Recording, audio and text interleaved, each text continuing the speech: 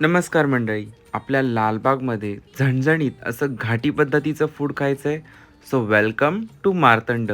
यांचा ॲड्रेस आणि सगळे डिटेल्स तुम्हाला कॅप्शनमध्ये मिळतील. So they have a spacious seating arrangement आणि यांच्या मेन्यूमध्ये व्हेज आणि नॉन व्हेज अशा दोन्ही पद्धतीचं पारंपरिक मराठमोळा चवीचं फूड मिळतं. सो मी ऑर्डर केली होती पिठलं भाकरी थाळी आणि मार्तंड स्पेशल मटन थाळी.